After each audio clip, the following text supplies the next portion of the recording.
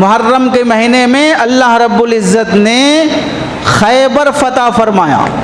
خیبر کون سا علاقہ ہے؟ مدینہ منورہ سے 150 کلومیٹر کے فاصلے پر یہودیوں کا گڑھ، جہاں پر 5 چھوٹے چھوٹے قلعے، ایک بڑا قلعہ جس میں پوری پلاننگ بنو قریظہ اور بنو نذیر کی ہوتی تھی مسلمانوں کے خلاف۔ وہ سارے لوگ وہاں جمع ہو کر مسلمانوں کو مارنے کی پلاننگ کرتے تھے۔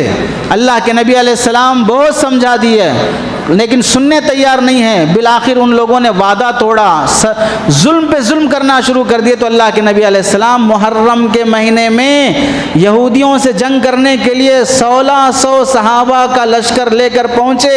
ان کے قلعے کا محاصرہ کیا، ایک ایک قلعہ، چھوٹے چھوٹے قلعے کو فتح کرتے ہوئے بڑے قلعے کا محاصرہ کیا گیا، جہاں پر ان کے راشن، جانور اور بچے، عورتیں سب بندھے ہوئے ہیں۔ اللہ کے نبی علیہ السلام صدیق اکبر کو بھیجے، جاؤ قلعہ فتح کر کے آؤ، فتح نہیں ہوا۔ حضرت عمر کو بھیجا، فتح نہیں ہوا۔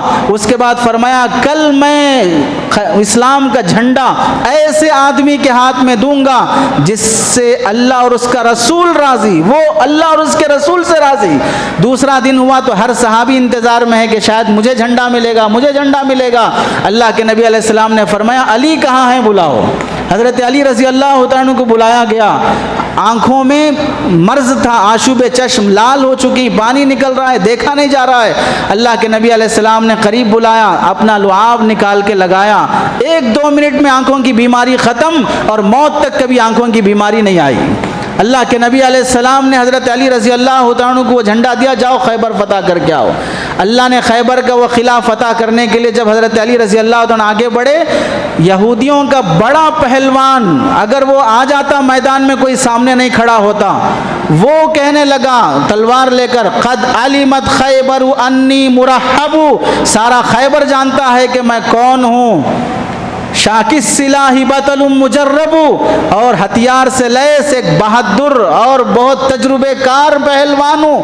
یہ کہتے ہوئے جب وہ میدان میں آیا تو حضرت علی رضی اللہ تعالیٰ عنہ کی زبان پہ نعرہ تھا انا الذی سمتنی امی حیدرہ کلیس غابات کریہ المنظرہ، میں وہ ہوں جس کی ماں نے میرا نام حیدر رکھا ہے، اور جب میں دھاڑتا ہوں تو جنگل کے شیر سے بھی زیادہ میری دھاڑ ہوتی ہے۔ اس کے بعد جب میدان میں آ کر تلوار لے کے کھڑے ہوئے، ایک ضرب لگائی، سر سے لے کے سر پہ لوہے کی خود پہنا ہوا ہے، ایسی زور کی تلوار، وہ لوہے کی ٹوپی کٹ کے سر ٹوٹ کے 2 ٹکڑے ہوا ہے۔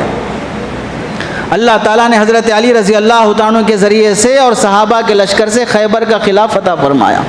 وہ کس مہینے میں ہوا؟ محرم کے مہینے میں ہوا، اور خیبر کی فتح سے صحابہ کو بڑی طاقت ملی، بڑے ہتھیار ملے۔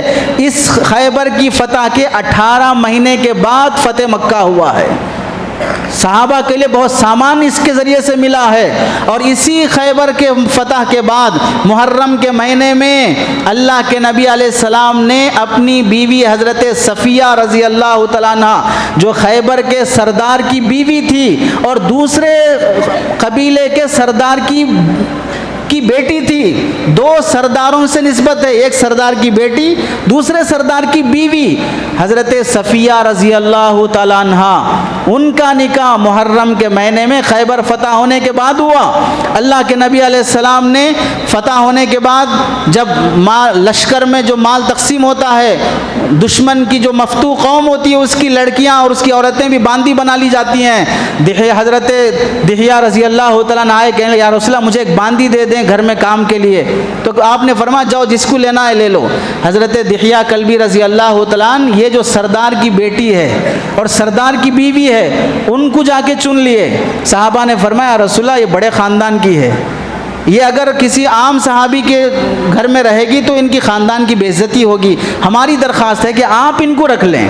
اللہ کے نبی علیہ السلام نے حضرت دحیہ سے فرمایا کہ تم دوسری لے لو، یہ دے دو، لے کے حضرت دحیہ، اللہ کے نبی علیہ السلام وہ لے کر حضرت صفیہ سے فرمایا میری طرف سے تم آزاد ہو، چاہے تو تم جہاں چاہ کے رہو، رہنا چاہتے ہو کوئی زبردستی نہیں، اور اگر تم چاہتی ہو تو تمہارے لیے ایک آفر ہے کہ تم میری بیوی بن سکتی ہو۔ اللہ کے نبی علیہ السلام کی بیوی بننا اور ساری امت کی ماں بننا ہے۔ حضرت صفیہ رضی اللہ تعالیٰ نے فرمایا یا رسول اللہ میں آپ کی بیوی بننا چاہتی ہوں۔ وہیں نکاح ہوا، 3 دن وہیں رات گزارا گیا۔ اس کے بعد جب مدینہ پہنچے، خوبصورتی اتنی مشہور تھی کہ صحابیات مدینہ کی دیکھنے آتی تھی، نئی دلہن ہمارے محلے میں آئی ہے، دیکھنے کے لیے آتی تھی۔ تو حضرت فاطمہ رضی اللہ تعالیٰ عنہ جب دیکھنے کے لیے آئیں تو حضرت صفیہ اپنے زیور جو پہنے تھے سب نکال کے دے دیے۔